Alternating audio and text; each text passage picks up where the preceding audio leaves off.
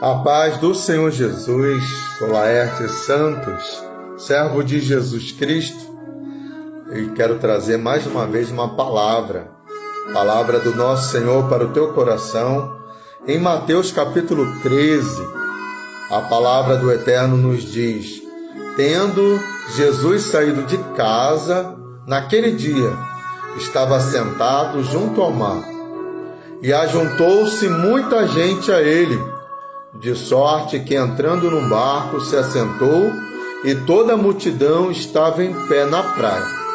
Falou-lhe de muitas coisas por parábola, dizendo: eis que o semeador saiu a semear. E quando semeava, uma parte da semente caiu junto ao caminho. Vieram as aves e comeram-na. E outra parte caiu em pedregais, onde não havia terra bastante, e logo nasceu, porque não tinha terra funda. Mas vindo o sol, queimou-se, secou-se, porque não tinha raiz. E outra caiu entre espinhos, e os espinhos cresceram e sufocaram-na. E outra caiu em boa terra e deu fruto, um a 100, outro a 60 e outro a 30. Quem tem ouvidos para ouvir, ouça. Então, por que alguns não produzem no reino? Se a semente é a mesma, a semente é a palavra, é o evangelho do nosso Senhor. Mas muitas pessoas bebem na mesma fonte, muitas pessoas recebem da mesma palavra. Por que algumas são transformadas e outras simplesmente permanecem as mesmas, anos e anos? E aí eu queria aqui trazer reflexão sobre essa parábola, refletindo sobre esses tipos de solo. O primeiro fala sobre a incredulidade. Sem fé é impossível agradar a Deus. Muita gente lê, muita gente ouve, mas não crê. Talvez acredita que seja para outro. Muitos acreditam que foi em outro tempo. Muitos acreditam que nasceram daquela forma e que não podem mudar, mas isso é um engano, porque a semente ela é poderosa, é a palavra de Deus. E aí, Jesus lá em Nazaré não pôde realizar muitos milagres. O mesmo Jesus que fez coisas extraordinárias, como ele parou ali, ele acalmou a tempestade, ele ressuscitou mortos, ele curou o cego de nascença, mas ele operou poucos milagres em Nazaré. Por quê?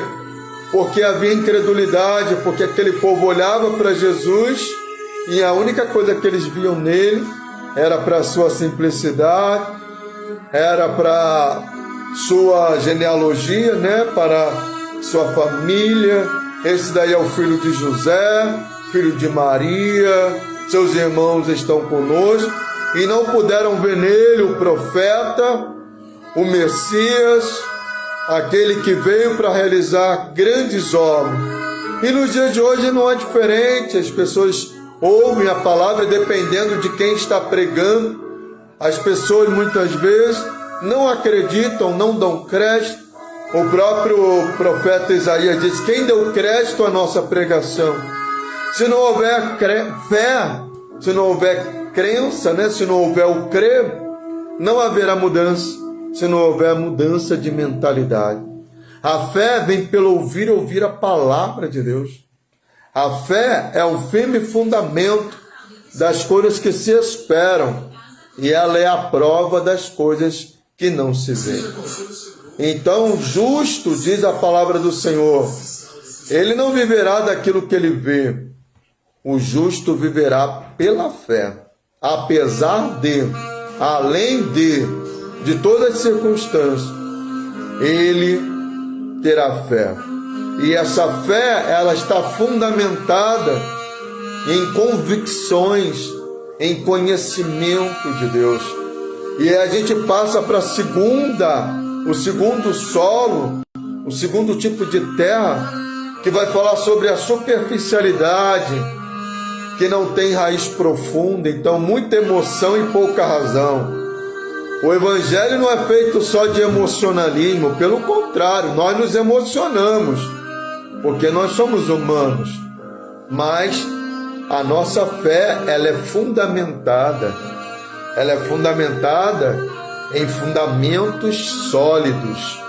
Então aquele que ouve a minha palavra e pratica, Jesus assemelha ele a um construtor prudente que edificou a sua casa na rocha.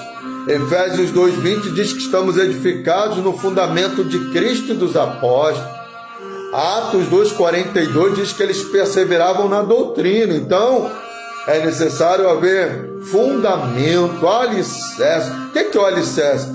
É o conhecimento de Deus. Oséias 4:6 diz que o meu povo pereceu, foi destruído porque faltou conhecimento.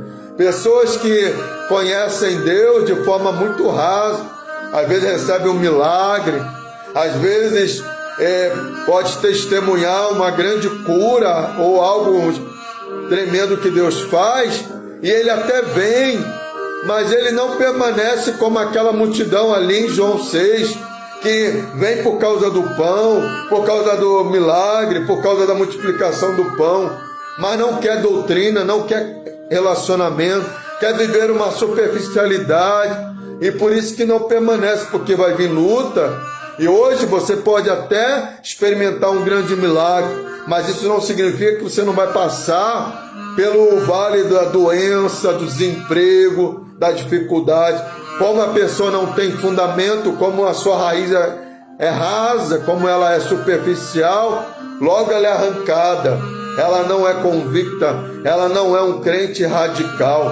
Quando a gente fala de ser radical, não é ser um extremista que sai como esses homens bombas destruindo tudo. Estou falando de pessoas que sabem quem elas são, que estão edificadas em Deus, que têm raízes em Deus e que ninguém vai arrancá-lo, nem o problema, nem a adversidade, porque ele pode dizer como Paulo: eu sei em quem eu tenho crido. Mas muita gente quer viver um cristianismo raso, superficial, por isso que quando vem a adversidade, quando vem a dificuldade, logo eles abandonam a Jesus, porque eles não entenderam que Jesus tem muito mais para eles. É como o povo que sai do Egito, mas o Egito não sai do coração deles. Deus quer dar uma terra para eles, mas eles estão apegados à cebola. É por aí, pessoas que não entendem que em Cristo somos herdeiros de Deus, co-herdeiros em Cristo Jesus. E aí quando falta alguma coisa, eles vão embora, e aí vão para outro Deus, né, com D minúsculo, vão para outra religião, porque ali eles encontram alguma coisa conveniente, mas não encontraram ainda com Cristo de fato, porque quem encontrou com Jesus, disse Paulo, nada nos separará do amor de Deus que está em Cristo Jesus. Porque estamos enraizados nele, porque estamos nele e ele está em nós. O terceiro solo fala sobre materialismo, o materialismo desenfreado, né? O excesso de cuidado com a escolha dessa vida sufocam o coração do crente, levando-o à morte, assim como uma planta.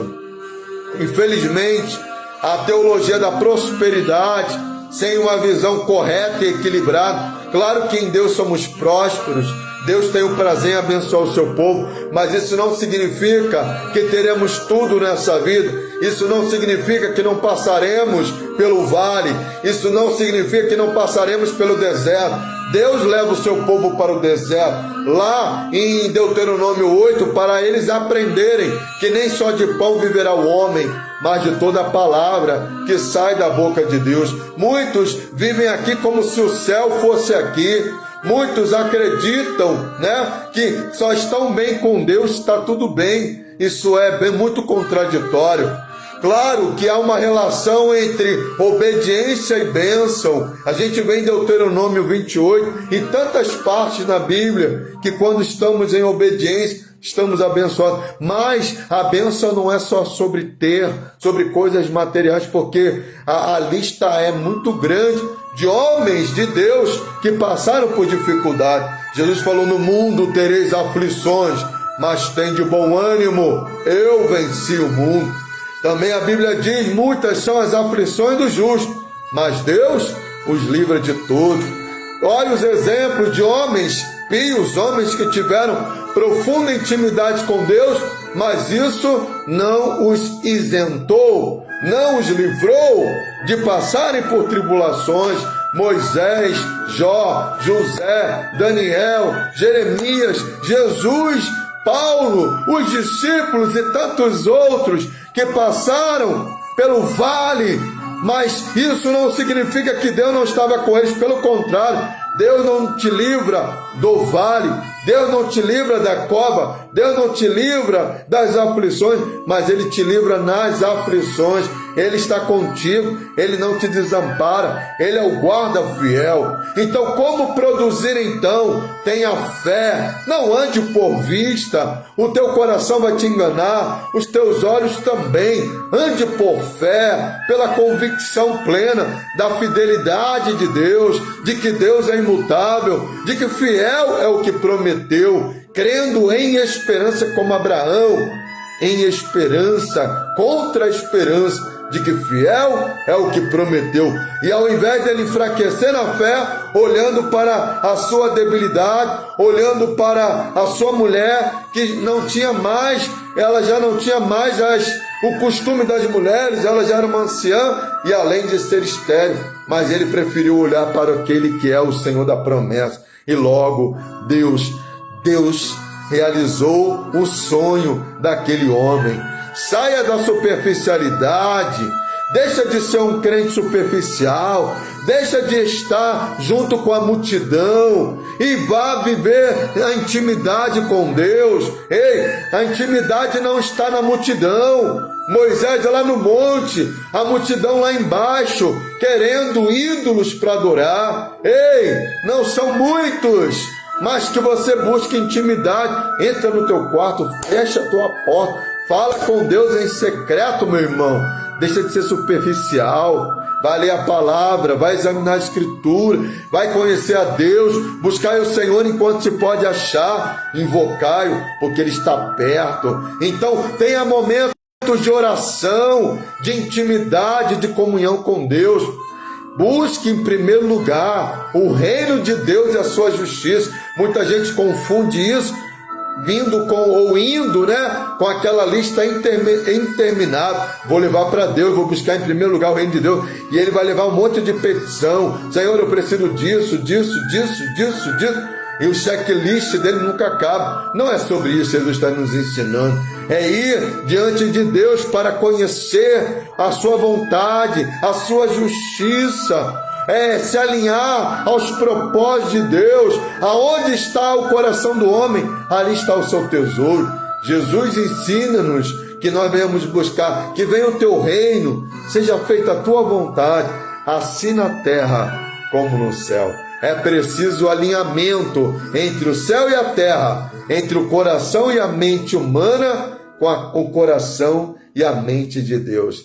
Lembre-se, o nosso maior tesouro está com Deus e está em Deus. Ele é o nosso maior tesouro.